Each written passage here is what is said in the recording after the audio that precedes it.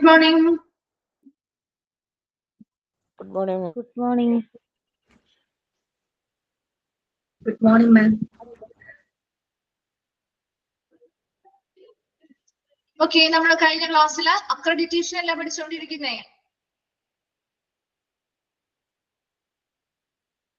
Okay, എവിടെ വരെയാണ് എടുത്ത് നിർത്തിയത്? ഹിസ്റ്ററി വരെയാണ്. ഹിസ്റ്ററി കംപ്ലീറ്റ് ആയില്ലല്ലോ അല്ലേ? 4 പോയിന്റ്സ് വരെ.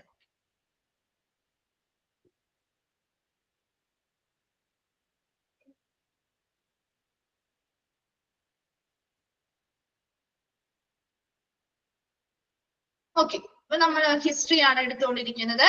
ഒരു അക്രഡിറ്റേഷൻ എന്താണെന്ന് നമ്മൾ പറഞ്ഞിരുന്നു. അക്രഡിറ്റേഷൻ ബോഡി, ഹോസ്പിറ്റലിലുള്ള അക്രഡിറ്റേഷൻ ബോഡീസുമായി ബന്ധപ്പെട്ട ഹിസ്റ്ററീസ് ആണ്, ചരിത്രമാണ്. നമ്മൾ കുറച്ച് പോയിന്റ്സ് ഉണ്ടായിരുന്നുള്ളൂ അല്ലെ, ചരിത്രമാണ് പറഞ്ഞുകൊണ്ടിരുന്നത്. അപ്പൊ ജസ്റ്റ് ഒന്നും കൂടി നമുക്ക് റിവൈൻഡ് ചെയ്തിട്ട് അടുത്ത ഭാഗത്തേക്ക് പോവാം കേട്ടോ. ഇതിൽ ആദ്യം എന്താ പറഞ്ഞേ? 1970 എന്താണ് 1970 പ്രത്യേകത? എന്തായിരുന്നു ഹിസ്റ്ററിയുമായി ബന്ധപ്പെട്ട് നമ്മൾ പറഞ്ഞത്? എന്താണ് 1970 പ്രത്യേകത? American College of Surgeons established a set of minimum standards for hospital. അല്ലെ, ഹോസ്പിറ്റൽസ് അല്ലെങ്കിൽ ആശുപത്രികൾക്ക് വേണ്ടി ഒരു സെറ്റ് ഓഫ് മിനിമം സ്റ്റാൻഡേർഡ്സ്, വളരെ കുറഞ്ഞ അളവിലുള്ള സ്റ്റാൻഡേർഡ്സ് അല്ലെങ്കിൽ മാനദണ്ഡങ്ങൾ ആദ്യമായിട്ട് സ്ഥാപിച്ചത് ഏത് കോളേജാണ്? അമേരിക്കൻ കോളേജ് ഓഫ് സർജൻസ് 1917 ആ പോയിന്റ് ക്ലിയർ ആണോ? ഓക്കെ ആണോ? Then second point എന്താ പറഞ്ഞത്? In 1951, the American College of Surgeons joined with several other professionals association to form the Joint Commission on Accreditation of Hospitals. രണ്ടാമത്തെ point എന്താ പറഞ്ഞേ? ആദ്യം നമ്മൾ ഒരു ഹിസ്റ്ററിയിൽ നിന്നല്ലേ തുടങ്ങുന്നത്. ആദ്യം ശരിക്കും ഇങ്ങനെയുള്ള ഹോസ്പിറ്റൽസിന് വേണ്ടി ഒരു സെറ്റ് ഓഫ് സ്റ്റാൻഡേർഡ്സ് വേണം, അല്ലെങ്കിൽ ഒരു കൂട്ടം മാനദണ്ഡങ്ങൾ പാലിച്ചായിരിക്കണം ഈ ഹോസ്പിറ്റലുകൾ പ്രവർത്തിക്കേണ്ടത് എന്നതിനെ കുറിച്ച് മനസ്സിലാക്കുകയും ആ ഒരു സെറ്റ് ഓഫ് മിനിമം സ്റ്റാൻഡേർഡ്സ് സ്ഥാപിക്കുകയും ചെയ്തത് അമേരിക്കൻ കോളേജ് ഓഫ് സർജൻസ് ആയിരുന്നു 1917. ഇനി 1951 ആയപ്പോഴേക്കും ഈ അമേരിക്കൻ കോളേജ് ഓഫ് സർജൻസും ഒത്തിരി മറ്റു നിരവധി പ്രൊഫഷണൽ അസോസിയേഷൻസും കൂടി എന്ത് ചെയ്തു? ഒരുമിച്ചു അല്ലെ, അവര് ജോയിൻ ചെയ്തു, അല്ലെങ്കിൽ അവരുമായിട്ട് ചേർന്ന് അവരെന്തെന്നാക്കി, എന്ത് ഫോം ചെയ്തു? To form the joint commission on accreditation of hospitals രൂപീകരിച്ചു. മനസ്സിലായോ? 2 പോയിന്റ് ക്ലിയർ ആയോ? രണ്ടാമത്തെ പോയിന്റ് എന്താ പറഞ്ഞ? ആദ്യത്തെ മനസ്സിലായില്ലേ? ഒരു സെറ്റ് ഓഫ് മിനിമം സ്റ്റാൻഡേർഡ്സ് കൊണ്ടുവന്നത് 1917 അമേരിക്കൻ കോളേജ് ഓഫ് സർജൻസ് ആയിരുന്നു. രണ്ടാമത്തത് പറഞ്ഞാ 1951 ആയപ്പോഴേക്കും ഈ അമേരിക്കൻ കോളേജ് ഓഫ് സർജൻസുമായി മറ്റു നിരവധി പ്രൊഫഷണൽ അസോസിയേഷൻസും കൂടിച്ചേർന്നുകൊണ്ട് അവര് എന്ത് രൂപീകരിച്ചു? Joint commission on accreditation of hospitals രൂപീകരിച്ചു. മൂന്നാമതായിട്ട് പറഞ്ഞത് 30 years later, 30 വർഷത്തിന് ശേഷം this voluntary accrediting body changed its name to the Joint Commission on Accreditation of the Healthcare Organization to more accurately reflect its scope of health service evaluation. എന്താ പറഞ്ഞേ? ഇവിടെ ഒരു alignment എന്തോ ഒരു ഇതായിട്ട് കിടക്കാണ് കേട്ടോ. നിങ്ങളതൊരു ഫസ്റ്റ് സെന്റൻസ് ആയിട്ട് വായിക്കണേ. നിങ്ങളുടെ നോട്ടിൽ കറക്റ്റ് ആയിട്ടാണോ കിടക്കുന്നേ? നോട്ടിൽ കറക്റ്റ് ആയിട്ടാണോ കിടക്കുന്നേ? ഇതുപോലെ തന്നെയാണോ?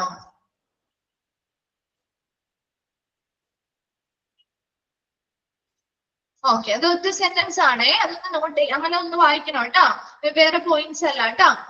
ഓക്കെ, ഇപ്പൊ നോക്കിയേ, 30 years later, ഒരു 30 വർഷത്തിന് ശേഷം this voluntary accrediting body, അതായത് joint commission on accreditation of hospital എന്ന് പറയുന്ന ആ ഒരു അക്രഡിറ്റിംഗ് ബോഡി എന്ത് ചെയ്തു? ചേഞ്ച് ഇറ്റ്സ് നെയിം, അവരുടെ പേര് വ്യത്യാസപ്പെടുത്തി അല്ലെങ്കിൽ പേര് ചേഞ്ച് ചെയ്തു. എന്താക്കി മാറ്റി? To the joint commission on accreditation of health care organisations അല്ലെ, ആ ഒരു സ്ഥാപനത്തിന്റെ പേര് മാറ്റാണ് ചെയ്തത്. എന്താണ്? Joint commission on accreditation of health care organisation എന്നാക്കി മാറ്റുകയുണ്ടായി. to more accurately reflect its scope of health service evaluation. ആ ഹെൽത്ത് സർവീസുകളുമായി ബന്ധപ്പെട്ട ഇവാലുവേഷൻസ് അല്ലെങ്കിൽ വിശകലനം ചെയ്യാനായിട്ട് കൂടുതൽ കൃത്യത വരുത്തുന്നതിന് വേണ്ടിയിട്ടൊക്കെയാണ് ഇതിന്റെ ആ ഒരു പേര് അവർ കുറച്ചൊന്ന് ചേഞ്ച് ചെയ്തത്. അതായത് ആദ്യം ഹോസ്പിറ്റൽ എന്നായിരുന്നു, അത് അവരെ എന്താക്കി മാറ്റി, ഒരു ഹെൽത്ത് കെയർ ഓർഗനൈസേഷൻസ് എന്നുള്ള ഒരു ജനറൽ ആയിട്ടുള്ളൊരു പേരിലേക്ക് വന്നു അല്ലെ. അത് അവിടുത്തെ കുറച്ചും കൂടി ആക്യുറേറ്റ് ആയിട്ട് ഹെൽത്ത് സർവീസുകളെ കുറച്ചും കൂടി വിപുലമായിട്ടുള്ള രീതിയിൽ ഇവാലുവേഷൻ നടത്തുന്നതിന് വേണ്ടിയാണ് അങ്ങനെ ആ ഒരു പേരില് ചേഞ്ച് വരുത്തിയത്. മനസ്സിലായോ? ഒരു ഹോസ്പിറ്റൽ എന്ന് പറയുമ്പോൾ ഹോസ്പിറ്റലിലെ മാത്രമുള്ള ഒരു അംഗീകാരമായി പോകില്ലേ?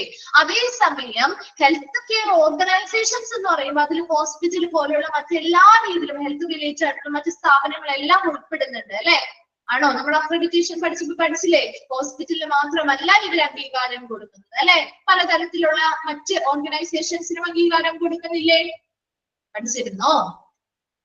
ഉണ്ട് അല്ലെ. അപ്പൊ അത് തന്നെയാണ് ഇവിടെ അവരുടെ പേര് മാറ്റാനുള്ള ഒരു കാരണം കേട്ടോ. Then NAV accreditation system was established in 2006 as a constituent of Quality Council of India, QCI അല്ലെങ്കിൽ Quality Council of Indiaയുടെ ഒരു ഘടക ഭാഗമായിട്ട് 2006 NAV accreditation system അല്ലെങ്കിൽ NAV സ്ഥാപിതമായത്. പിന്നെ the first edition of standard was released in 2006. 2006 ആദ്യത്തെ സ്റ്റാൻഡേർഡിന്റെ ആദ്യ edition അല്ലെങ്കിൽ ആദ്യ പതിപ്പ് റിലീസ് ആയത്. അത് നമ്മൾ പഠിച്ചിട്ടുള്ള കാര്യമാണ് അല്ലെ. And after that the standards has been revised every 3 years. നിങ്ങളുടെ അക്രഡിറ്റേഷൻ പഠിച്ചത് എത്ര വർഷം എന്നാ പഠിച്ചേ? ഓർക്കുന്നുണ്ടോ? എത്ര വർഷം എന്നാ പഠിച്ചേ? 3 വർഷമാണോ പഠിച്ചത്? ആണോ? ആണോ? എന്താണ്, മറന്നുപോയോ? അക്രഡിറ്റേഷനുമായി ബന്ധപ്പെട്ട ചാപ്റ്റർ പഠിച്ചോ? നാബുമായി ബന്ധപ്പെട്ട ചാപ്റ്റേഴ്സ് പഠിച്ചോ? പഠിച്ചിരുന്നോ? എന്താണ് എന്നിട്ട് റിപ്ലൈ ചെയ്യാതെ? എത്ര വർഷം എന്നാ നിങ്ങൾ അതിൽ പഠിച്ചത്? ഒരു ഡൗട്ടും തോന്നിയില്ലേ? അപ്പോ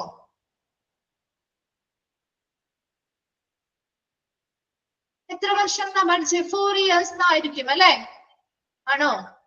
അതുപോലെ currently the 5th edition of NAB standards released in ഇവിടെ ഓഗസ്റ്റ് എന്നാ കൊടുത്തിരിക്കുന്നത്, ശരിക്കും ഏപ്രിൽ തന്നെയാണ് കേട്ടോ. നിങ്ങളുടെ ഡിപ്ലോമയുടെ നമ്മുടെ സിലബസുമായി ബന്ധപ്പെട്ടുള്ള നോട്ട്സിൽ കറക്റ്റ് ആയിട്ട് കിടക്കുന്നത് കേട്ടോ. ഏപ്രിൽ തന്നെയാണ്, ഏപ്രിൽ 2020 ആണ്. അതൊന്നും തിരുത്തണം കേട്ടോ, നമ്മൾ എഴുതുന്ന സമയത്ത് അത് തിരുത്തിയേക്കാം.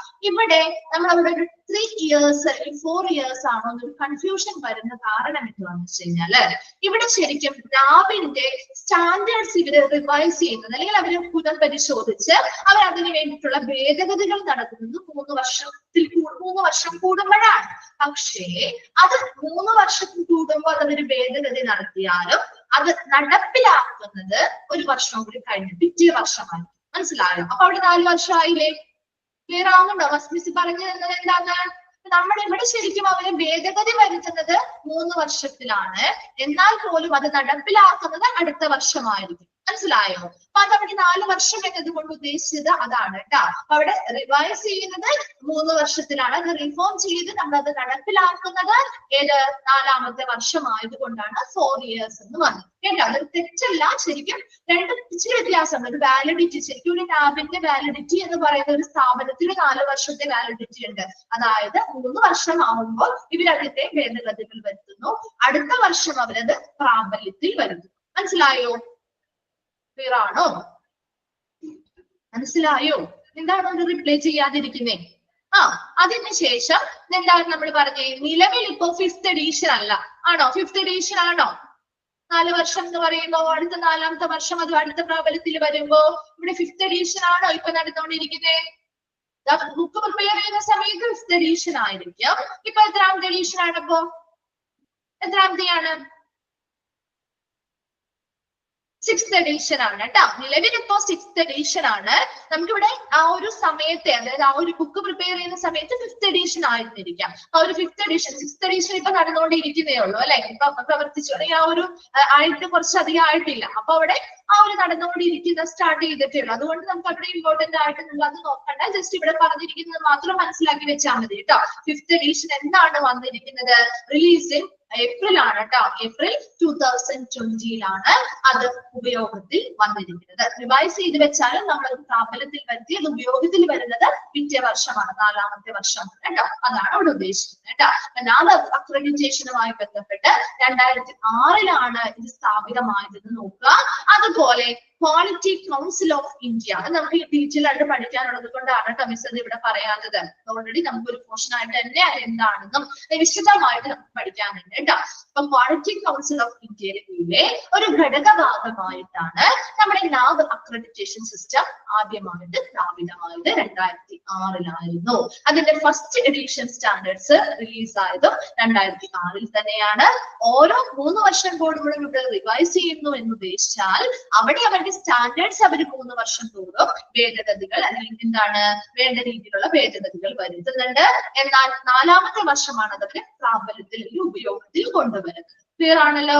ഇനി 5th എഡിഷൻ ഓഫ് നാവ് സ്റ്റാൻഡേർഡ് ഏപ്രിൽ 2020 യൂസ് ചെയ്യാൻ തുടങ്ങിയത്, ഉപയോഗത്തിൽ വന്നത്. ഓക്കെ അല്ലേ? ഇത്രയും പോയിന്റ്സ്, 4 പോയിന്റ്സ് ഒന്ന് വേഗം വായിച്ചു നോക്കി. ക്ലിയർ ആണോന്ന്? ഓക്കെ ആണ്.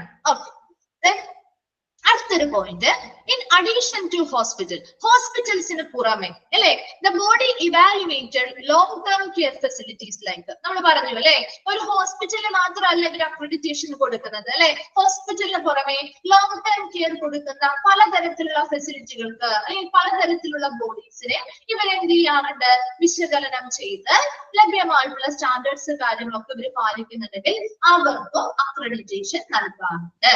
ഉണ്ടോ? അക്രഡിറ്റേഷൻ നൽകാറുണ്ടോ? ഏതൊക്കെയാണ് എന്ന് പറഞ്ഞേ, ഏതൊക്കെയാണ് അക്രഡിറ്റേഷൻ നൽകുന്ന മറ്റ് ലോങ് ടേം കെയർ ഫെസിലിറ്റികള്? പഠിച്ചതാണോ? ഓർമ്മയുണ്ടോന്ന് മിസ് നോക്കട്ടെ. ഫാർമസി പറയാം. പിന്നെ ഏതൊക്കെയാണ് ലോങ് ടേം കെയറുകൾ കൊടുക്കുന്ന? ഏതൊക്കെ പറയാം? ഹോസ്പിറ്റൽസ്. ഇവിടെ ഓൾറെഡി കുറച്ച് എക്സാമ്പിൾ കൊടുത്തിട്ടുണ്ട് അല്ലെ, ആണോ?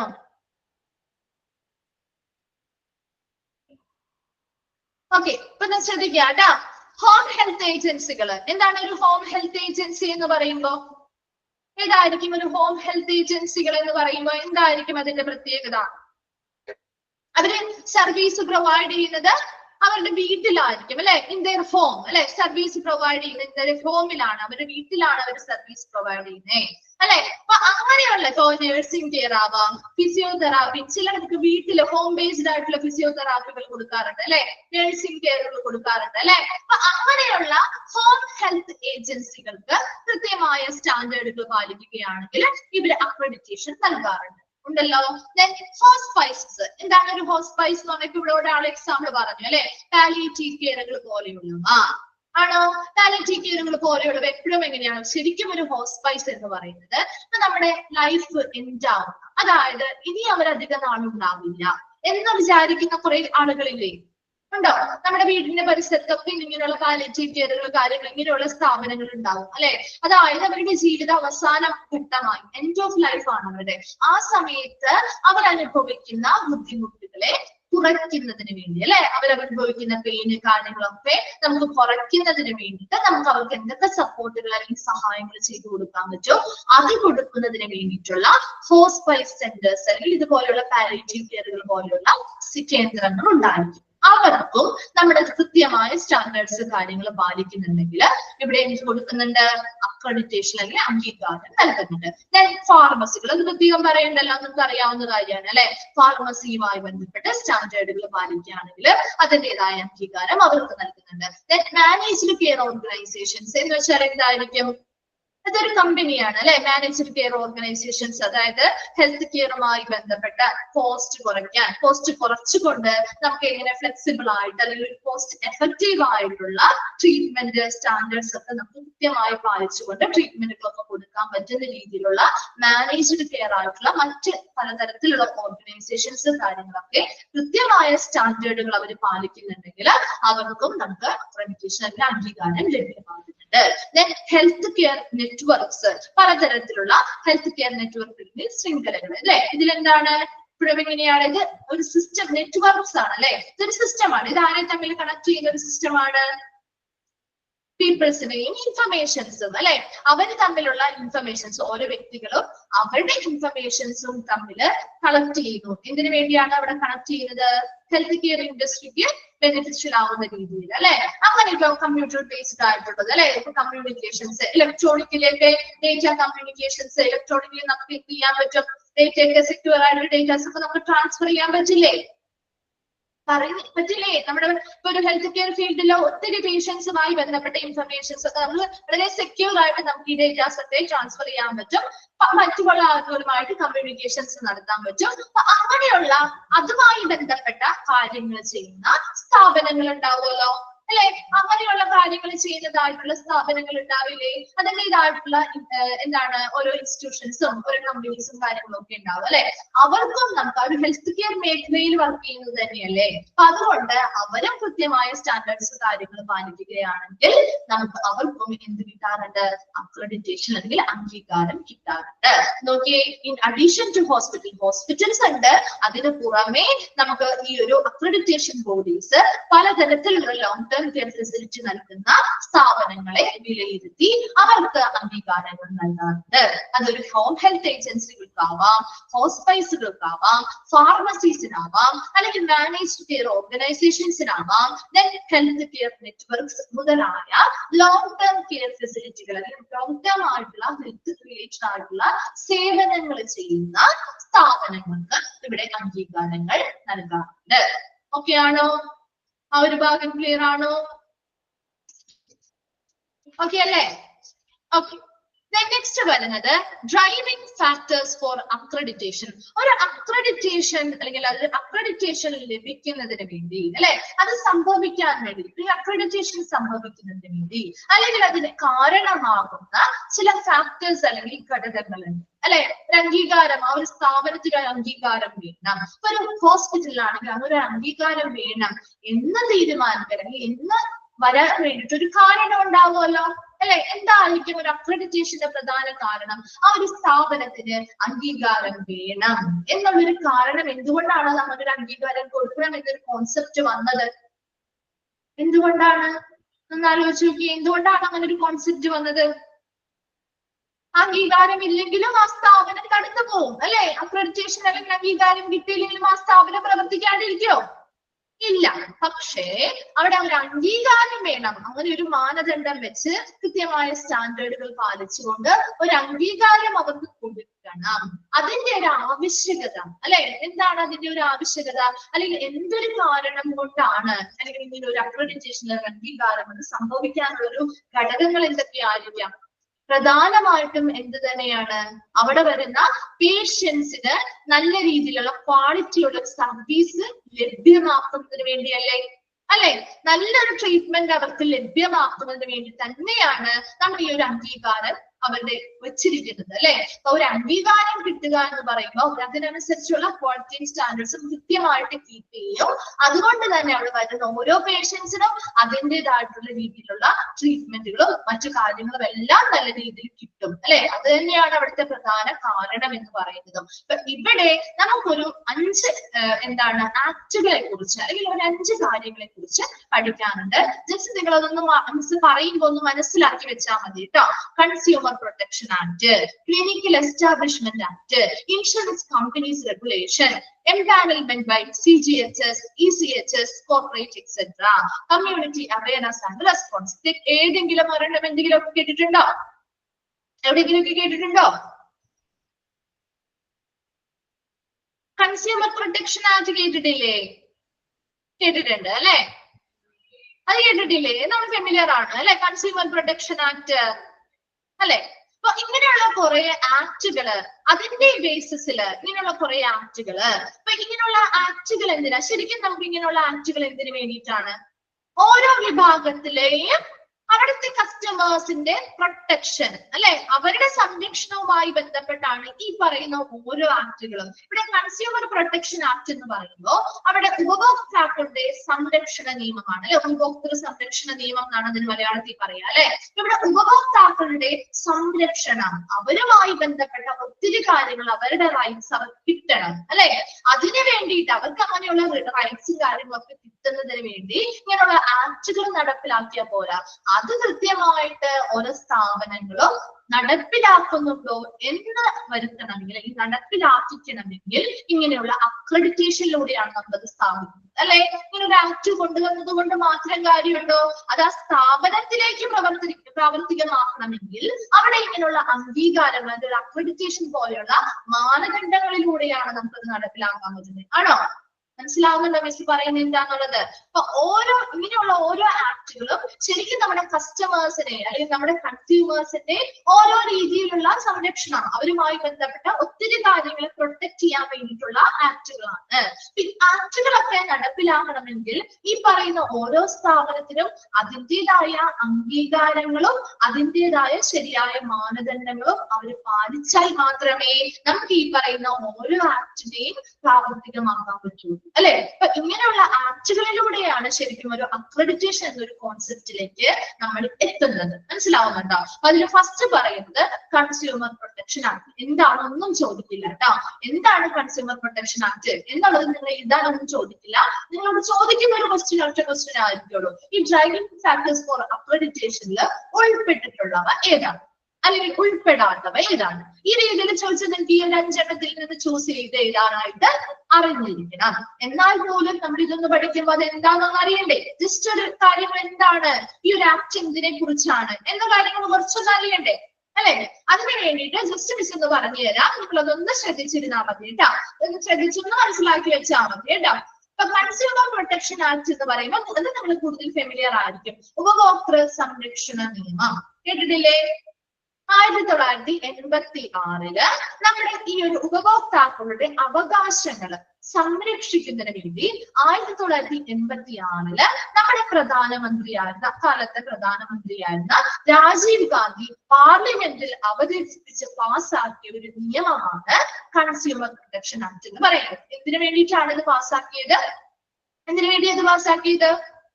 ഉപഭോക്താക്കളുടെ അവകാശങ്ങൾ സംരക്ഷിക്കുന്നതിന് വേണ്ടി, അല്ലെ? ഇതിനൊക്കെ പരസ്യങ്ങൾ നിങ്ങൾ കണ്ടു കാണുമല്ലോ, അല്ലെ? കൺസ്യൂമർ പ്രൊട്ടക്ഷൻ ആക്ടിന്റെ കണ്ടിട്ടുണ്ടോ? പരാതി കൊടുക്കാം എന്നൊക്കെ പറഞ്ഞ് പരസ്യം കണ്ടിട്ടാണില്ലേ, അല്ലെ?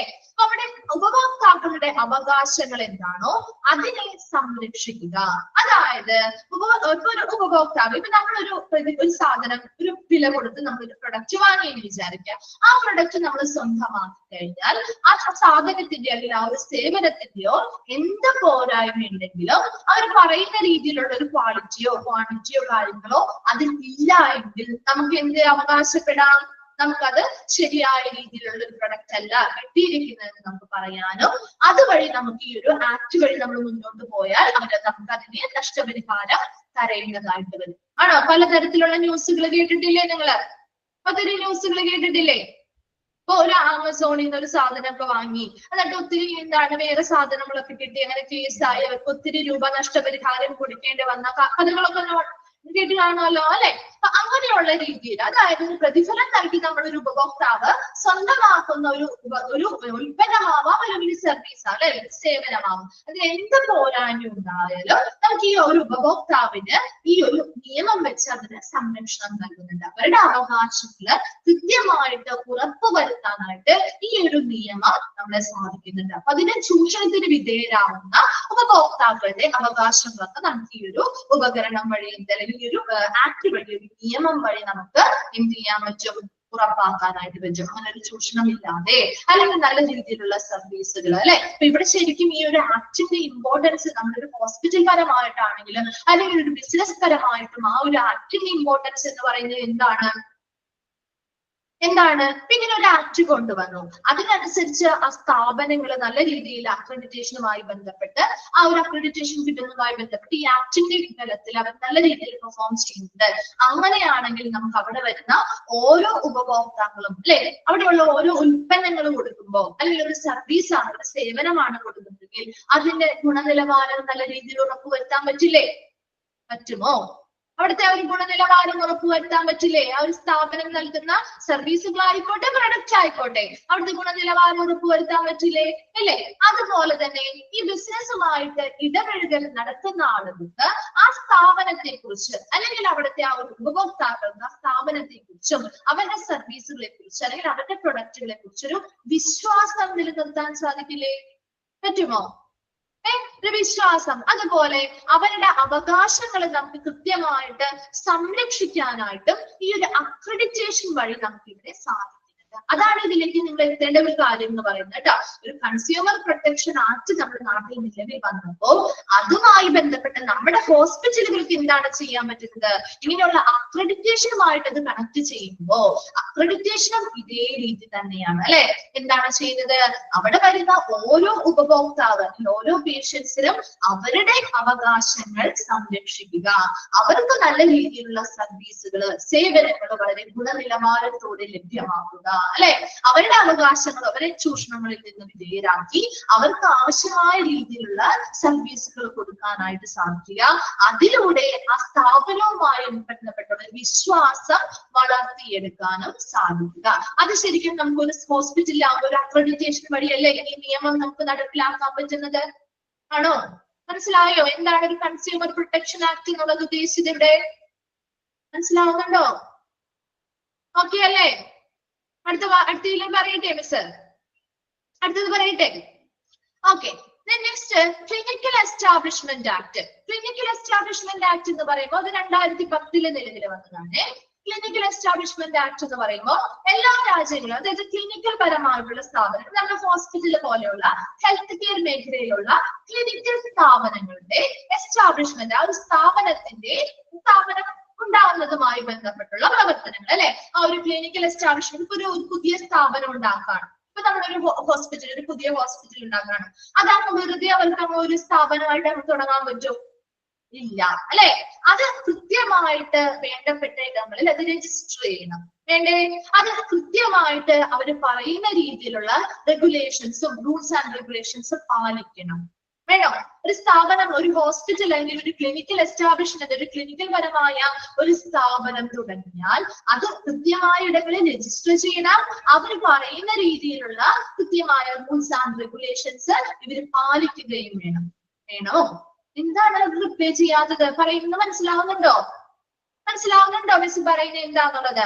ഈ ഒരു ആക്ട് പ്രധാനമായിട്ടും എന്താണ് ഇവിടെ ഉദ്ദേശിക്കുന്നത്? നമ്മുടെ കേന്ദ്ര സർക്കാർ ഇങ്ങനെയുള്ള ക്ലിനിക്കൽ സ്ഥാപനങ്ങളുടെ രജിസ്ട്രേഷനും അവരുടെ നിയന്ത്രണം ഉറപ്പുവരുത്തുന്ന, അവിടുത്തെ റെഗുലേഷൻസ് കാര്യങ്ങളൊക്കെ ഉറപ്പുവരുത്തുന്നതിന് വേണ്ടി നടപ്പിലാക്കിയിട്ടുള്ള, നമ്മുടെ കേന്ദ്ര സർക്കാർ 2010 നടപ്പിലാക്കിയിട്ടുള്ളൊരു നിയമം അല്ലെങ്കിൽ ആക്ട് ആണ് ക്ലിനിക്കൽ എസ്റ്റാബ്ലിഷ്മെന്റ് ആക്ട് എന്ന് പറയുന്നത്. അപ്പൊ ഇതിൽ നിന്ന് തന്നെ കണക്ട് ചെയ്യാലോ അല്ലെ.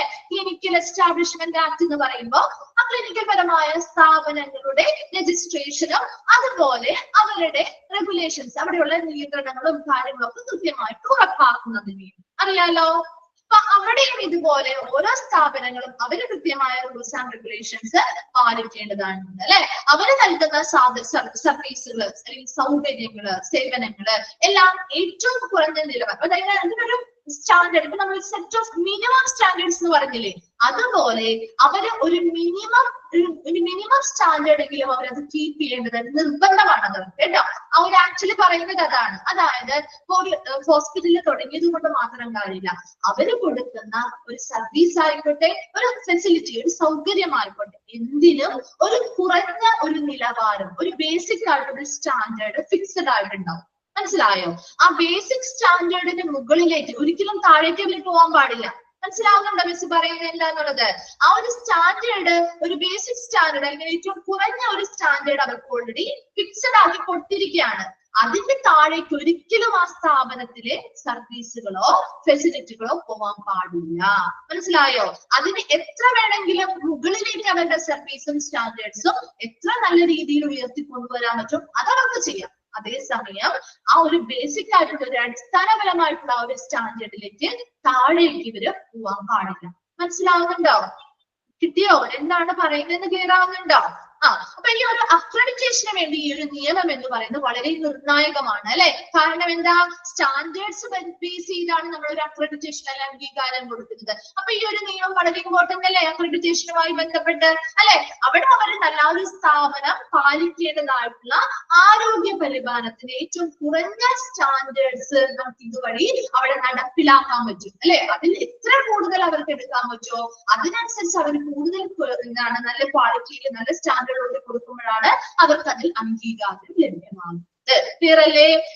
ഈ ഒരു ആരോഗ്യ പരിരക്ഷയുമായി ബന്ധപ്പെട്ട് ഇവരിങ്ങനെയുള്ള നൽകുന്ന സ്റ്റാൻഡേർഡ്സുമായി ബന്ധപ്പെട്ട് നമുക്ക് അവരുടെ ഗുണനിലവാരം ക്വാളിറ്റി ഒരു ആക്ട് വഴി നമുക്ക് വിലയിരുത്താൻ പറ്റും. അതുപോലെ ഒരു അക്രഡിറ്റേഷൻ ബോർഡുകൾക്കാണെങ്കിലും ഇങ്ങനെയുള്ളവരുടെ സ്റ്റാൻഡേർഡ്സ് എളുപ്പത്തിൽ വിലയിരുത്താനോ അതിനനുസരിച്ച് ഇവർ അംഗീകാരം കൊടുക്കാനൊക്കെ ഈ ഒരു നിയമം ഉള്ളത് കൊണ്ട് ഇവർക്ക് സാധിക്കുന്നുണ്ട്. അവിടെ വരുന്ന പേഷ്യൻസിനാണെങ്കിലും നല്ല ക്വാളിറ്റി ഉള്ള സർവീസ് കിട്ടുന്നതിന് വേണ്ടി ഒരു ബേസിക് ആയിട്ടുള്ള ഒരു ക്വാളിറ്റി എങ്കിലും ഇവർ മെയിൻറ്റെയിൻ ചെയ്തിരിക്കണം. അത്രയുമെങ്കിലും മെയിൻറ്റെയിൻ ചെയ്ത് അത്രയെങ്കിലും നല്ല രീതിയിലുള്ള ഒരു സർവീസ് വരുന്ന പേഷ്യൻസിന് കൊടുക്കാനായിട്ട് ആ സ്ഥാപനം വില്ലിംഗ് ആയിരിക്കണം. അതിനു വേണ്ടിയിട്ടാണ് ക്ലിനിക്കൽ എസ്റ്റാബ്ലിഷ്മെന്റ് ആക്ട് നടപ്പിലാക്കിയിട്ടുള്ളത്. ക്ലിയർ ആയോ? രണ്ട് ആക്ടും ഓക്കെയാണോ? കൺസ്യൂമർ പ്രൊട്ടക്ഷൻ ആക്ടും ക്ലിനിക്കൽ എസ്റ്റാബ്ലിഷ്മെന്റ് ആക്ടും ഓക്കെയാണോ? ഓക്കെ. അടുത്തത് ഇൻഷുറൻസ് കമ്പനീസ് റെഗുലേഷൻ. എന്താണ് ഇൻഷുറൻസ് കമ്പനീസ് റെഗുലേഷൻ എന്നതുകൊണ്ട് ഉദ്ദേശിക്കുന്നത്? എന്തായിരിക്കും ഇൻഷുറൻസ് കമ്പനീസ് റെഗുലേഷൻ ആക്ട്? ആ ഒരു നിയമത്തിൽ എന്തായിരിക്കും? ഇതിനെ IRDA ആക്ട് എന്ന് കൂടി പറയാറുണ്ട് കേട്ടോ. 1999 അതായത് ഇൻഷുറൻസ്, അതെ, ഹെൽത്ത് ഇൻഷുറൻസുമായി ബന്ധപ്പെട്ടതാണ്. കേട്ടിട്ടുണ്ടോ? പഠിച്ചിട്ടുണ്ടോ നിങ്ങളിത്? ഇൻഷുറൻസുമായി ബന്ധപ്പെട്ട് ചാപ്റ്ററിൽ പഠിച്ചിട്ടുണ്ടോ? പഠിച്ചിട്ടുണ്ട്. ഓക്കെ. അപ്പൊ എന്താന്ന് പറഞ്ഞേ, എന്താണ് ഒരു ആക്ട്? ഇപ്പൊ പഠിച്ച കാര്യങ്ങൾ നിങ്ങൾക്ക് പറയാലോ. എന്താണ് ഒരു ആക്ട് എന്ന് പറഞ്ഞാല്? ഇതിൽ എന്താണ് പ്രധാനമായിട്ടും ഡിസ്കസ് ചെയ്യുന്നത്? എന്താണ് ഈ IRDA ആക്ട് അല്ലെങ്കിൽ ഇൻഷുറൻസ് കമ്പനീസ് റെഗുലേഷൻ ആക്ട്, അതായത് insurance regulatory and development authority act എന്ന് കൂടി അറിയപ്പെടുന്നുണ്ട്. അതൊന്നും വേണ്ട, നിങ്ങളൊന്ന് മനസ്സിലാക്കി വെച്ചാൽ മതി. ഇൻഷുറൻസ് കമ്പനീസ് റെഗുലേഷൻ ആക്ട് എന്ന് പറയുമ്പോൾ അവിടെ ആരാണ് പ്രധാനമായിട്ടും ഇമ്പോർട്ടന്റ് ആയിട്ട് ആരെയാണ് ഇപ്പൊ പ്രാധാന്യം കൊടുക്കുന്നത്? ആർക്കാണ്? ഇന്ത്യയിലെ ഇൻഷുറൻസ് ഇൻഡസ്ട്രിയുമായി ബന്ധപ്പെട്ടാണ് അല്ലെ ഈ ആക്ട്. ഇന്ത്യയിലെ ഇൻഷുറൻസ് ഇൻഡസ്ട്രിയുമായി ബന്ധപ്പെട്ടുള്ള ആക്ട് ആണ്. അവിടെ ആ ഒരു കമ്പനി അല്ലെങ്കിൽ ആ ഒരു ഇൻഡസ്ട്രിയെ കൃത്യമായിട്ട് അവിടുത്തെ നിയന്ത്രണങ്ങളും കാര്യങ്ങളും ഒക്കെയാണ് ഈ ഒരു ആക്ടിൽ പ്രധാനമായിട്ട് പറയുന്നത് അല്ലെ? ആണോ? നിങ്ങൾ പഠിച്ച ആളുകളല്ലേ? എന്ന് പറഞ്ഞേ, അങ്ങനെ തന്നെയാണോ? ഇൻഡസ്ട്രീസിനെ കുറിച്ച് അവരുടെ റൂൾസ് ആൻഡ് റെഗുലേഷൻസ് ആ ഓരോ സ്ഥാപനങ്ങളും എങ്ങനെയായിരിക്കണം മുന്നോട്ട് പോവേണ്ടത് അല്ലെ? അതുമായി ബന്ധപ്പെട്ട അവരുടെ പോളിസി ഉടമകളുടെ അവരുടെ താല്പര്യങ്ങൾ സംരക്ഷിക്കുന്നതിനായിട്ട് സ്ഥാപിതമായ ഒരു നിയമമാണ് ശരിക്കും ഈ ഒരു ഇൻഷുറൻസ് കമ്പനീസ് റെഗുലേഷൻ ആക്ട് കൊണ്ട് ഉദ്ദേശിക്കുന്നത്. ആ ഒരു സ്ഥാപനവുമായി ബന്ധപ്പെട്ട് അവരുടെ നിയന്ത്രണങ്ങളോ റൂൾസും കാര്യങ്ങളും ഒക്കെ പാലിച്ചുകൊണ്ട് എങ്ങനെയായിരിക്കണം അത് പ്രവർത്തിക്കേണ്ടത്. അതുപോലെ അവിടുത്തെ പോളിസി ഉടമകളുടെ താല്പര്യങ്ങൾ എങ്ങനെ സംരക്ഷിക്കണം എന്നുമായി ബന്ധപ്പെട്ട കാര്യങ്ങൾ ഈ ഒരു നിയമത്തിൽ പറയുന്നുണ്ട്. പിന്നെ എന്താ പറയുന്നത്? എന്താ ആ ഒരു വ്യവസായത്തിന്റെ ഒരു നല്ല രീതിയിലുള്ള ഒരു വളർച്ച എങ്ങനെയായിരിക്കണം, അതുപോലെ അവരെന്തെങ്കിലുമൊക്കെ ഇപ്പോ ക്ലെയിമുകളോ കാര്യങ്ങളൊക്കെ പറഞ്ഞിട്ടുണ്ട്, അല്ലെങ്കിൽ വേഗത്തിൽ അതൊന്ന് തീർപ്പാക്കി നൽകണം അല്ലെ? ഒത്തിരി സമയമോ കാര്യങ്ങളോ ഒന്നും ഡിലേ ചെയ്യാതെ വേഗത്തിൽ തീർപ്പാക്കി നൽകുന്നതിന് വേണ്ടിയിട്ട്. അതുപോലെ പരാതി പരിഹാര സംവിധാനം, ഒരു ഫലപ്രദമായ ഒരു പരാതി പരിഹാര സംവിധാനത്തെ ഉൾപ്പെടുത്തിക്കൊണ്ട് നല്ല രീതിയിൽ അവിടെ വരുന്ന ഓരോ പോളിസി ഹോൾഡേഴ്സിനെയും അല്ലെങ്കിൽ ഓരോ പോളിസി ഉടമകളുടെയും താല്പര്യം സംരക്ഷിക്കുന്ന രീതിയിലായിരിക്കണം ഈ സ്ഥാപനങ്ങളുടെ പ്രവർത്തിക്കേണ്ടത്. അപ്പൊ അവിടെ എന്താ ഉദ്ദേശിക്കുന്നത്? ഇൻഷുറൻസ് കമ്പനീസ് റെഗുലേഷൻ ആക്ട് എന്ന് പറയുമ്പോൾ ഇതൊക്കെ നമ്മുടെ ആ ഒരു ഹെൽത്ത് കെയർ ഓർഗനൈസേഷന്റെ കീഴിൽ വരുന്ന അല്ലെങ്കിൽ ഉൾപ്പെടുന്ന വിഭാഗം അല്ലേ? എന്താണ് നിങ്ങൾ ഇത് പഠിച്ചതാണെന്നുണ്ട് എന്താന്ന് റിപ്ലൈ ചെയ്യാത്തത്? മനസ്സിലാവുന്നുണ്ടോ? ഇത് തന്നെയാണോ നിങ്ങൾ അവിടെ ആ ഒരു ആക്ച്വലി അങ്ങനെയല്ലേ പറയുന്നേ? പ്രധാനമായിട്ടും ഈ ഓരോ ആക്ടുകളും പറയുന്നത് എന്താണ്? ആ സ്ഥാപനങ്ങൾ നമ്മുടെ ആ ഒരു ഹെൽത്ത് കെയർ മേഖലയുമായി ബന്ധപ്പെട്ട് വരുന്ന ഓരോ സ്ഥാപനങ്ങളും പാലിക്കേണ്ടതായിട്ടുള്ള റെഗുലേഷൻസും നിയന്ത്രണങ്ങള് നിയമങ്ങള് കാര്യങ്ങൾ അല്ലെ? അവരുടേതായ കസ്റ്റമേഴ്സ്, ഇവിടെ ഇൻഷുറൻസ് കമ്പനി അവരുടെ പോളിസി ഹോൾഡേഴ്സ് ആണ് അല്ലെ? പോളിസി ഉടമകള് അവരുടെ അവകാശങ്ങൾ അല്ലെങ്കിൽ അവരുടെ താല്പര്യങ്ങൾ സംരക്ഷിക്കുന്ന രീതിയിൽ ഒരു ക്ലെയിം തന്നാൽ പെട്ടെന്ന് തീർപ്പാക്കുന്ന രീതിയിലുള്ള സംവിധാനങ്ങൾ വേണം. പരാതി പെട്ടെന്ന് ഫലപ്രദമായ ഒരു പരാതി പരിഹാര സംവിധാനം വേണം. അതുപോലെ തന്നെ ആ ഒരു വിപണിയുടെ ഇൻഷുറൻസുമായി ബന്ധപ്പെട്ട വിപണിയുടെ സാമ്പത്തിക സുരക്ഷ ഉറപ്പാക്കണം അല്ലെ? അങ്ങനെയുള്ള ഒത്തിരി കാര്യങ്ങൾ ഉൾപ്പെടുത്തിക്കൊണ്ട് ഇതെല്ലാം നല്ല രീതിയിൽ ഉറപ്പാക്കി നല്ല രീതിയിൽ നിയന്ത്രണത്തോടുകൂടി ആ സ്ഥാപനങ്ങൾ പ്രവർത്തിക്കാൻ വേണ്ടി ഉണ്ടാക്കിയിരിക്കുന്ന ഒരു നിയമം അല്ലെങ്കിൽ ഒരു ആക്ട് ആണ് ഇൻഷുറൻസ് കമ്പനീസ് റെഗുലേഷൻ ആക്ട് എന്ന് പറയുന്നത്. ക്ലിയർ ആണോ? ഇൻഷുറൻസ് കമ്പനീസ് റെഗുലേഷൻ ആക്ട് എന്താണെന്നുള്ളത് മനസ്സിലായോ? ഓക്കെ ആണോ? ഓക്കെ. അടുത്തതാണ് empanel empanelment by CGHS, ECHS and corporate etc. എന്താണ് empanelment എന്ന് ഉദ്ദേശിക്കുന്നത്? എന്താണ് ഒരു empanelment? അതായത് ഒരു പ്രത്യേക ആവശ്യത്തിനായിട്ട് ഒരു കൂട്ടം ആളുകളെയോ വസ്തുക്കളെയോ തിരഞ്ഞെടുക്കുന്ന ഒരു പ്രക്രിയയാണ്. ഇതൊരു സെലക്ഷൻ പ്രോസസ് ആണ്. എംപാനൽ എന്ന് പറഞ്ഞാൽ ശരിക്കും ഒരു സെലക്ഷൻ പ്രോസസ് ആണ്. ഒരു പ്രത്യേക ആവശ്യത്തിനായിട്ട് ചിലപ്പോൾ ഒരു ആളുകളെയാവാം അല്ലെങ്കിൽ ഒരു വസ്തുക്കളെയാവാം തിരഞ്ഞെടുക്കുകയാണ് ചെയ്യുന്നത്. ഇവിടെ empanelment by CGHS and ECHS and corporate etc. എന്നതുകൊണ്ട് ഉദ്ദേശിക്കുന്നത് പറയുന്നത് നിങ്ങൾക്ക് മനസ്സിലാവും. CGHSന്റെ ഫുൾ ഫോം ഒന്ന് എഴുതി വെച്ചേ. Central Government Health Scheme. CGHS ആണ് Central Government Health Scheme. എഴുതിയോ? Central Government Health Scheme. Central Government Health Scheme. എഴുതിയോ? അടുത്തത് പറയട്ടെ. ECHS. ECHS ex-servicemen contributory health scheme. Ex-servicemen contributory health scheme. Ex-servicemen contributory health scheme. Ex-servicemen contributory health scheme. Okay ആണോ? രണ്ടും എഴുതിയോ? എഴുതിയോ? ex-serviceman contributory health scheme. രണ്ടും ചോദിക്കാനുള്ള ഒരു ഓപ്ഷൻ ആണ് കേട്ടോ അതിൽ നിന്ന്. കാരണം രണ്ടിന്റെ ഫുൾ ഫോംസ് നമ്മൾ കേട്ടിട്ടുണ്ടോ? ഈ ഒരു പേര് കേട്ടിട്ടുണ്ടോ? പറയുമ്പോൾ നിങ്ങൾക്ക് കുറച്ചും കൂടി എളുപ്പമായിരിക്കും. ആരെങ്കിലും ഒക്കെ കേട്ടിട്ടുണ്ട് രമ്യ? ഓക്കെ, എന്താണ് ശരിക്കും എന്താണത്? CGHS എന്നൊക്കെ പറഞ്ഞാൽ ECHS കേട്ടിട്ടുണ്ട്. ഓക്കെ, എന്താണ് ECHS? അതെ, ആർമിയുമായി ബന്ധപ്പെട്ട അല്ലെ, നേവി, ആർമി, അതുപോലെ എയർഫോഴ്സ് അല്ലെ, അതുമായി ബന്ധപ്പെട്ടവർക്ക് കൊടുക്കുന്ന അല്ലെങ്കിൽ റിട്ടയർഡ് ആയിട്ടുള്ള മിലിറ്ററി പേഴ്സണൽസ് അല്ലെ, അവർക്കൊക്കെ കൊടുക്കുന്ന സ്പെസിഫിക് ആയിട്ടുള്ള സർവീസുകളാണ് ശരിക്കും ECHS വരുന്നത് അല്ലെ. ആണോ? ഹെൽത്ത് സ്കീമുകളിൽ വരുന്നത്. അതായത് ഇപ്പൊ നമ്മുടെ വീടുകളിലൊക്കെ റിട്ടയർഡ് ആയിട്ടുള്ളവരുണ്ടല്ലോ, അല്ലെങ്കിൽ ഇപ്പൊ ഒരു ആർമിന്നായിക്കോട്ടെ, അല്ലെങ്കിൽ ഒരു സെൻട്രൽ ഗവൺമെന്റിൽ നിന്നായിക്കോട്ടെ, അവിടെ വർക്ക് ചെയ്യുന്നവരാവാം, അല്ലെങ്കിൽ അവിടെ നിന്ന് റിട്ടയർഡ് ആയിട്ടുള്ള ആളുകളാവാം. അവർക്കും അവരുടെ ഡിപ്പെൻഡൻസിനും കുറെ സർവീസുകൾ നമ്മുടെ സൊസൈറ്റിയിൽ നമ്മുടെ ഗവൺമെന്റ് നൽകുന്നില്ലേ? ഉണ്ടോ? നിങ്ങൾക്ക് പരിചയത്തിലുള്ള അതെ, എക്സ് സർവീസ് വൈഫാണ്. ഓക്കെ, ഓക്കെ, എക്സ് സർവീസ് വൈഫാണ് അല്ലെ. ഓക്കെ, അപ്പൊ നിങ്ങൾക്ക് അങ്ങനെയുള്ള രീതിയിലുള്ള സർവീസുകളൊക്കെ തരാറില്ലേ? ഉണ്ടോ? ഉണ്ട് അല്ലെ. അപ്പൊ അങ്ങനെയുള്ള സർവീസുകൾ ഫെസിലിറ്റികളൊക്കെ കിട്ടാറുണ്ട് അല്ലെ. അപ്പൊ അതൊക്കെ തന്നെയാണ് പ്രധാനമായിട്ടും ഇതിൽ രണ്ടിലും വരുന്നത്. CGHS എന്ന് പറയുന്നത് ശരിക്കും സെൻട്രൽ ഗവൺമെന്റ് എംപ്ലോയീസിന് വേണ്ടിയിട്ടാണ് കേട്ടോ. CGHS സെൻട്രൽ ഗവൺമെന്റ് എംപ്ലോയീസിന് വേണ്ടിയിട്ടാണ്. അവർക്കിടെ റിട്ടയർഡ് ആയിട്ടുള്ള സിവിലിയൻസ്, അതായത് ഇപ്പൊ സെൻട്രൽ ഗവൺമെന്റ് എംപ്ലോയീസ് ആയിട്ട് നിലവിൽ സർവീസ് ചെയ്യുന്നവരാവാം, അല്ലെങ്കിൽ പെൻഷനേഴ്സ് ആവാം, റിട്ടയർഡ് ആയിട്ടുള്ള പെൻഷനേഴ്സ് ആവാം, അല്ലെങ്കിൽ അതുപോലെ അവരുടെ ഡിപ്പെൻഡൻസ് ആയിട്ടുള്ളവർ അല്ലെ, അവരുടെ ഫാമിലി മെമ്പേഴ്സ് അല്ലെങ്കിൽ അവരെ ഡിപ്പെൻഡ് ചെയ്ത് ജീവിക്കുന്ന ആളുകൾ, അവർക്ക് കൊടുക്കുന്ന സർവീസുകൾ, ഹെൽത്ത് റിലേറ്റഡ് ആയിട്ടുള്ള സർവീസുകളാണ് ശരിക്കും CGHS വരുന്നത്. മനസ്സിലായോ? ഡിഫറൻസ് എന്താണെന്ന് മനസ്സിലാവുന്നുണ്ടോ?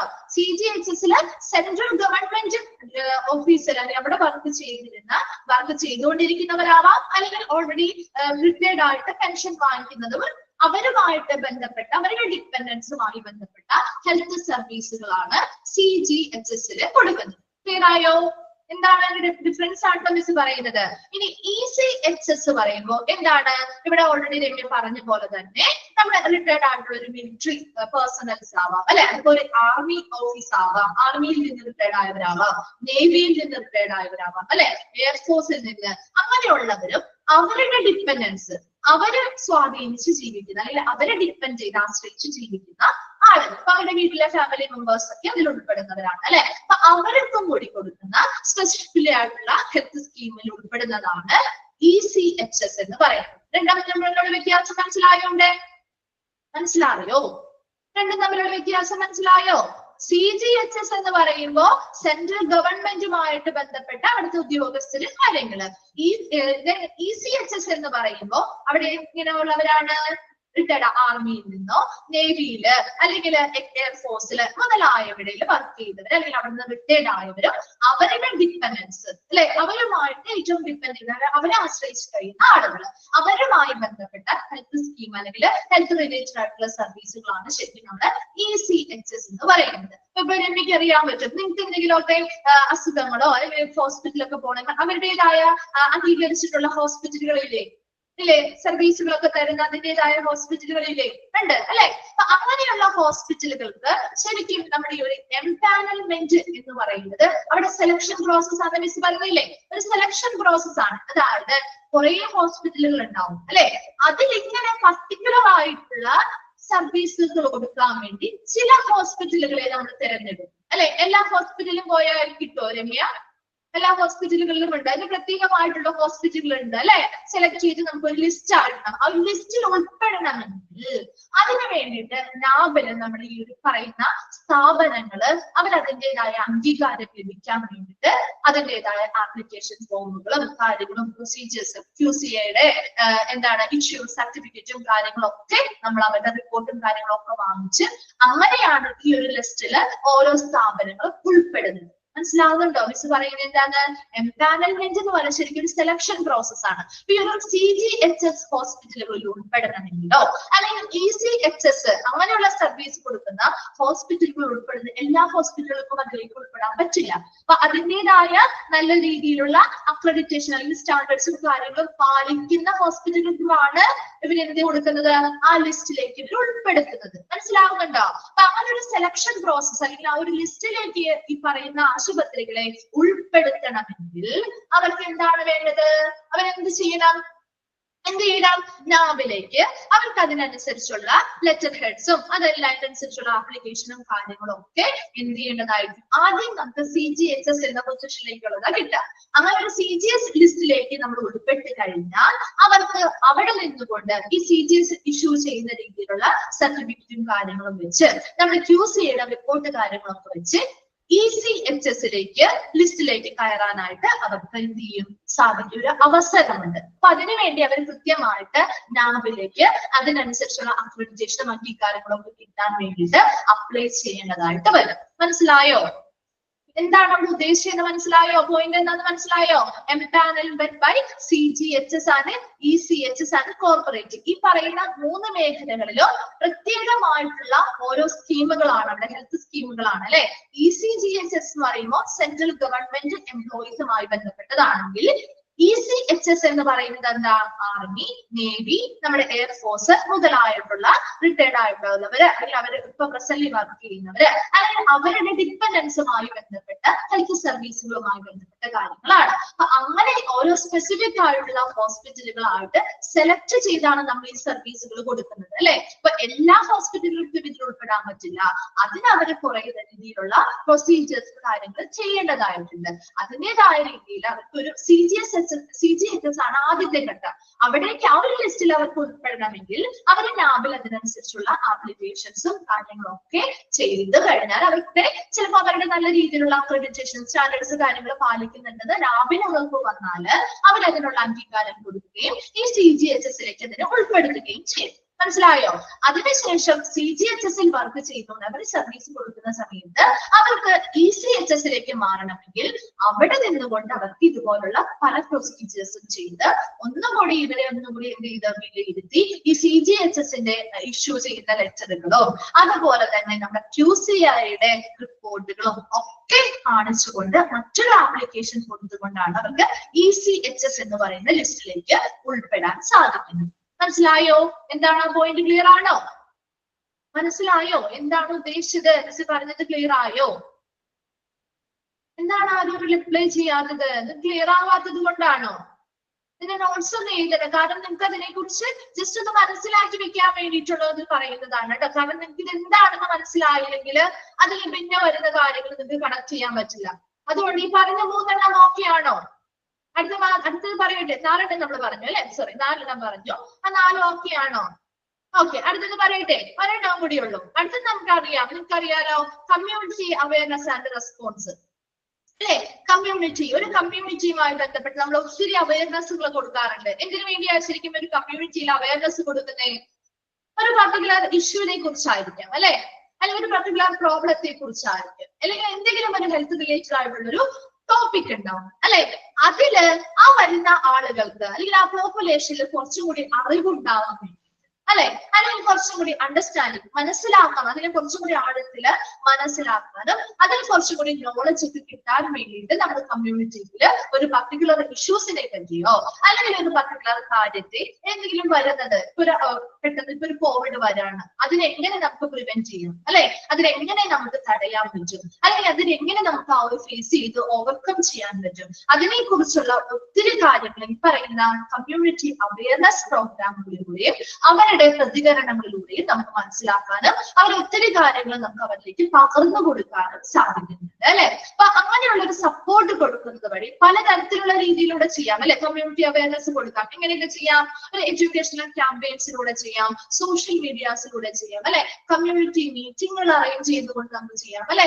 പല രീതിയിൽ ഇങ്ങനെയുള്ള കമ്മ്യൂണിറ്റി അവയർനെസ്സും റെസ്പോൺസുകളും ഒക്കെ ആളുകളിലേക്ക് കൊടുക്കാം. ഇങ്ങനെയുള്ള എല്ലാ കാര്യങ്ങളുടെയും ഏറ്റവും അടിസ്ഥാനപരമായിട്ട് എന്താണ് ഈ പറയുന്ന ഓരോ നിയമങ്ങളാണെങ്കിലും ഇങ്ങനെയുള്ള കമ്മ്യൂണിറ്റി അവയർനെസ്സുമായി ബന്ധപ്പെട്ട കാര്യങ്ങളാണെങ്കിലും എല്ലാം നമ്മുടെ അക്രഡിറ്റേഷനുമായിട്ടൊന്ന് കണക്ട് ചെയ്യണം. കാരണം എന്താ, അക്രഡിറ്റേഷന്റെ ഏറ്റവും അല്ലെങ്കിൽ അക്രഡിറ്റേഷൻ എന്ന് പറയുന്ന ഒരു ടോപ്പിക് അല്ലെങ്കിൽ ആ ഒരു അക്രഡിറ്റേഷൻ എന്ന അംഗീകാരത്തിലേക്ക് ആ സ്ഥാപനങ്ങളെ എത്തിക്കുന്നതിന് വേണ്ടിയിട്ട് അതിന്റെ പിന്നിൽ പ്രവർത്തിച്ച ട്രേഡ് ഫോഴ്സ് അല്ലെങ്കിൽ അതിന്റെ പിന്നിൽ പ്രവർത്തിച്ച ഏറ്റവും പ്രധാന ഘടകം ഫാക്ടേഴ്സ് ആണ് ഈ പറയുന്ന പ്രവർത്തനങ്ങൾ അല്ലെങ്കിൽ ഈ പറയുന്ന ആക്ടുകൾ എന്ന് പറയുന്നത്. അപ്പൊ ഓരോ സ്ഥാപനവും ഹെൽത്ത് റിലേറ്റഡ് ആയിട്ടുള്ള ഏതൊരു സ്ഥാപനങ്ങളും ഹെൽത്ത് കെയർ ഓർഗനൈസേഷൻസ് ഏതുമാണെങ്കിലും ഈ പറയുന്ന എല്ലാ കാര്യങ്ങളും കൃത്യമായിട്ട് അവർ ഈ പറയുന്ന ഓരോ പേഷ്യൻസിനും സാധിച്ചു കൊടുക്കണം എങ്കിൽ അവർ അതിൻ്റെതായ സ്റ്റാൻഡേർഡ്സ് അല്ലെങ്കിൽ ക്വാളിറ്റി കീപ്പ് ചെയ്യേണ്ടതായിട്ട് വരും അല്ലെ. അതാണ് ഇവിടുത്തെ പ്രാധാന്യം എന്ന് പറയുന്നത് കേട്ടോ. മനസ്സിലായോ ഏതൊക്കെയാണ് ഡ്രിവൻ ഫോഴ്സ് അല്ലെങ്കിൽ ഡ്രൈവ് ഫോഴ്സ് ഫാക്ടേഴ്സ് ഏതൊക്കെയാണെന്ന് മനസ്സിലായോ? ഓക്കെ ആണോ? ക്ലിയർ ആണോ? ഓ ഇനി വൈ അക്രഡിറ്റേഷൻ. ഇനി എന്താണ് ഒരു അക്രഡിറ്റേഷൻ, അല്ലെങ്കിൽ എന്തിനു വേണ്ടിയാണ് അല്ലെങ്കിൽ എന്തുകൊണ്ടാണ് ഒരു അക്രഡിറ്റേഷൻ നൽകുന്നത്? രണ്ട് പോയിന്റ്സ് നമുക്ക് പറയാം കേട്ടോ. നോക്കി, ensure A quality index for health consumers. ഒരു ആരോഗ്യ ഉപഭോക്താക്കൾക്കായിട്ട് ഒരു ഗുണനിലവാര സൂചിക ഉറപ്പുവരുത്തുക അല്ലെ. നമുക്കൊരു അക്രഡിറ്റേഷൻ കിട്ടി, നമുക്കറിയാവുന്ന കാര്യമാണ്. ഒരു അക്രഡിറ്റേഷൻ കിട്ടി എന്ന് പറഞ്ഞാൽ അത് എന്തിന്റെ ഇൻഡെക്സ് അല്ലെങ്കിൽ എന്തിന്റെ സൂചനയാണ്? ആ ഒരു സ്ഥാപനത്തിന്റെ ക്വാളിറ്റിയുടെ സൂചനയാണ്. ആണോ? അവിടുത്തെ ആ ഒരു ക്വാളിറ്റി അല്ലെങ്കിൽ ഒരു ഗുണനിലവാരമല്ലേ അത് കാണിക്കുന്നത് അല്ലെ, ആ ഒരു അക്രഡിറ്റേഷൻ കിട്ടുക എന്ന് പറയുന്നത് അല്ലെ. Then a growing number of hospitals in India are turning into accreditation agencies worldwide to both standardize their protocol and protect their international quality of health care delivery. നമ്മുടെ പ്രസന്റ് നമ്മുടെ നാട്ടില് നമ്മുടെ ഇന്ത്യയില് ഒത്തിരി ഹോസ്പിറ്റൽ വർദ്ധിച്ചു വരാണ് ഹോസ്പിറ്റലുകളുടെ എണ്ണം. ആണോ? ഒത്തിരി ഹോസ്പിറ്റലുകൾ വരുന്നില്ലേ മുൻപത്തെ അപേക്ഷിച്ച്? ഇപ്പൊ നമ്മുടെ ഇന്ത്യയിൽ ഒത്തിരി ഹോസ്പിറ്റലുകൾ വർദ്ധിച്ചു വരുന്നുണ്ട് അല്ലെ. എന്നാൽ കൂടി ഒട്ടുമിക്ക ഹോസ്പിറ്റലുകളും എന്ത് ചെയ്യുന്നുണ്ട്? Turning to accreditation agency. അവർ അക്രഡിറ്റേഷൻ അല്ലെങ്കിൽ അംഗീകാരത്തിന് വേണ്ടി അവർ അവരെ സമീപിക്കുന്നുണ്ട് അല്ലെ. ഇപ്പൊ മിക്ക സ്ഥാപനങ്ങൾക്കും അംഗീകാരങ്ങൾ ലഭ്യമാകുന്നുണ്ട് അല്ലെ. അവർ അതിനു വേണ്ടി പ്രവർത്തിക്കുന്നുണ്ട്. അപ്പൊ അതിനു വേണ്ടിയിട്ട് അക്രഡിറ്റേഷന് വേണ്ടി, അതായത് വേൾഡ് വൈഡ് ഒരു ഇന്റർനാഷണൽ ലെവലിൽ ഒരു അന്താരാഷ്ട്ര ലെവലില് അവരുടെ ക്വാളിറ്റിയെ കുറിച്ച്, അവരുടെ സ്ഥാപനത്തിന്റെ ക്വാളിറ്റി, അവർ കൊടുക്കുന്ന ആരോഗ്യ പരിചരണവുമായി ബന്ധപ്പെട്ട സർവീസുകളുടെ ആ ഗുണനിലവാരം ഒരു അന്താരാഷ്ട്ര ലെവലില് എന്ത് ചെയ്യാൻ, ഉയർത്തിക്കൊണ്ടുവരാൻ വേണ്ടി അല്ലെ, അല്ലെങ്കിൽ അതിനെ സംരക്ഷിക്കാൻ വേണ്ടി, അതായത് ക്വാളിറ്റിയെ സംരക്ഷിക്കുന്നതിന് വേണ്ടി ഈ പറയുന്ന അക്രഡിറ്റിംഗ് ഏജൻസികളോട് സമീപിച്ച് അവരിങ്ങനെയുള്ള അംഗീകാരങ്ങൾക്ക് വേണ്ടി സ്റ്റാൻഡർഡൈസ് ദെയർ പ്രോട്ടോകോൾ, അവരുടെ കൃത്യമായ അവരുടെ പ്രോട്ടോകോൾസ് കാര്യങ്ങളൊക്കെ പാലിച്ച് കൃത്യമായ മാനദണ്ഡങ്ങൾ പാലിച്ചുകൊണ്ട് protect their international quality of health care delivery, അവരുടെ ഒരു അന്താരാഷ്ട്ര ഗുണനിലവാരം, ആരോഗ്യ പരിചരണം വിതരണം ചെയ്യുന്നതിനുള്ള ഒരു അന്താരാഷ്ട്ര ഗുണനിലവാരം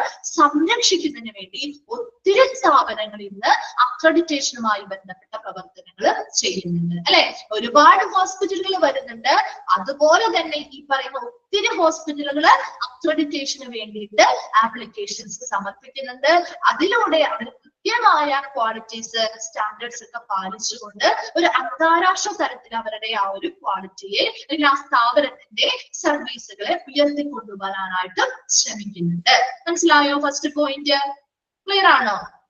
രണ്ടാമത് അട്രാക്ട് ഫോറിൻ പേഷ്യൻസ്. ഇങ്ങനെ ഒരു അക്രഡിറ്റേഷൻ കിട്ടി എന്ന് പറയുമ്പോൾ നിങ്ങൾ കണ്ടിട്ടുണ്ടോ ഫോറിനേഴ്സ് നമ്മുടെ നാട്ടില് ട്രീറ്റ്മെന്റുകൾക്കായിട്ട് വരുന്നത്? കണ്ടിട്ടുണ്ടോ? കേട്ടിട്ടില്ലേ ഫോറിനേഴ്സ് വരുന്നത്? അവരെങ്ങനെയാണ്? നമ്മുടെ സാധാരണ ഹോസ്പിറ്റലൊക്കെ അവർ പോവോ? സാധാരണ ഹോസ്പിറ്റലുകളിൽ പോവോ? ഇല്ല അല്ലെ? അവരെങ്ങനെ ഇച്ചിരി എന്താണ് നല്ല രീതിയിൽ അതെ ആയുർവേദിക് ട്രീറ്റ്മെന്റിന് വരുന്നതാണെങ്കിൽ കൂടിയും അതിൻ്റെതായ സ്റ്റാൻഡേർഡ്സും ക്വാളിറ്റിയും പാലിക്കുന്നിടങ്ങളിലല്ലേ അവർ പോവാറ് അല്ലെ? അതിൻ്റെതായ സ്റ്റാൻഡേർഡും ക്വാളിറ്റിയും അവരുടേതായ സ്റ്റാൻഡേർഡ്സും ക്വാളിറ്റിയും അവർ ഉദ്ദേശിച്ചിരിക്കുന്ന രീതിയിലുള്ള ഹോസ്പിറ്റലുകളിലാണ് അവർ പോവാറ്. അപ്പൊ അതിന് വേണ്ടിയിട്ട് ഇങ്ങനെ ഒരു അക്രഡിറ്റേഷൻ കിട്ടുമ്പോൾ അത് വിദേശത്തുള്ള രോഗികളെ നമുക്കൊരു അട്രാക്ട് ചെയ്യുന്നതിന് ആകർഷിക്കുന്നതിന് വേണ്ടി നമുക്ക് ഉപയോഗിക്കാം. പറ്റില്ലേ? ഒരു അട്രാക്ട് ചെയ്യാൻ പറ്റില്ലേ? ഒരു സ്ഥാപനം അത് ആ സ്ഥാപനം പറഞ്ഞു നമ്മൾ ഇങ്ങനെ ഒരു അക്രഡിറ്റഡ് ആയിട്ടുള്ള സ്ഥാപനമാണ് എന്നൊക്കെ പറയുമ്പോൾ വിദേശത്തുള്ള ആളുകളെ നമുക്ക് ഇതിലേക്ക് അട്രാക്ട് ചെയ്യാനായിട്ട് ഒരു മാർഗമായിട്ട് ഇത് നമുക്ക് യൂസ് ചെയ്യാവുന്നത്. Then മൂന്നാമതായിട്ട് quality assurance helps improve effectiveness, efficiency and cost containment and accountability and the need to reduce error and increase safety in the system. ഇനി അവിടെ ക്വാളിറ്റി അഷ്വറൻസ് അല്ലെങ്കിൽ ആ ഒരു സ്ഥാപനത്തിന്റെ ഗുണനിലവാരം ഉറപ്പുവരുത്തുക എന്ന് പറയുന്നത് എന്തിനെയാണ് സഹായിക്കുന്നത്? Improve effectiveness. ആ ഒരു സ്ഥാപനം നൽകുന്ന സർവീസുകളുടെ ഫലപ്രാപ്തി മെച്ചപ്പെടുത്താൻ സഹായിക്കുന്നുണ്ട് അല്ലെ? ആൻഡ് എഫിഷ്യൻസി കാര്യക്ഷമത മെച്ചപ്പെടുത്താൻ സഹായിക്കുന്നുണ്ട്.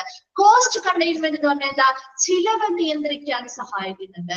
ആൻഡ് അക്കൗണ്ടബിലിറ്റി ആ ഒരു സ്ഥാപനത്തിന്റെ ഉത്തരവാദിത്വം വർദ്ധിപ്പിക്കാൻ സഹായിക്കുന്നുണ്ട് അല്ലെ? And need to reduce errors പിശകുകൾ വരാതിരിക്കാനായിട്ട് അല്ലെ?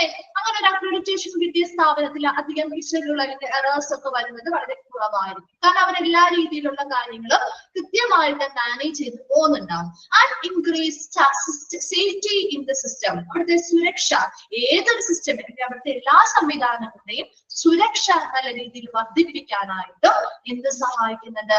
ആ ഒരു ക്വാളിറ്റി അഷ്വറൻസ് അല്ലെങ്കിൽ ഗുണനിലവാരം ഉറപ്പുവരുത്തുന്നത് വഴി സഹായിക്കുന്നുണ്ട്. മനസ്സിലായോ? തേർഡ് പോയിന്റ് ക്വാളിറ്റി അഷ്വറൻസ് അല്ലെങ്കിൽ ഗുണനിലവാരം ഉറപ്പുവരുത്തുന്നത് വഴി ആ ഒരു സ്ഥാപനത്തിന്റെ ഫലപ്രാപ്തി വർദ്ധിപ്പിക്കാൻ സഹായിക്കുന്നു, കാര്യക്ഷമത വർദ്ധിക്കുന്നു, അവിടുത്തെ ആ ഒരു കോസ്റ്റ് കണ്ടെയ്ൻമെന്റ് ചിലവ് നിയന്ത്രിക്കാൻ സഹായിക്കുന്നു, അക്കൗണ്ടബിലിറ്റി ഉത്തരവാദിത്വം കൂട്ടാനായിട്ട് സഹായിക്കുന്നു, അതുപോലെ അവിടെ വരുന്ന എറേഴ്സ് അല്ലെങ്കിൽ പിശകുകൾ കുറയ്ക്കാനായിട്ട് സഹായിക്കുന്നു, അതുപോലെ അവർ കൊടുക്കുന്ന സർവീസുമായി ബന്ധപ്പെട്ട എല്ലാ സംവിധാനങ്ങളുടെയും സേഫ്റ്റി അല്ലെങ്കിൽ സുരക്ഷ ഉറപ്പുവരുത്താനും സഹായിക്കുന്നുണ്ട്.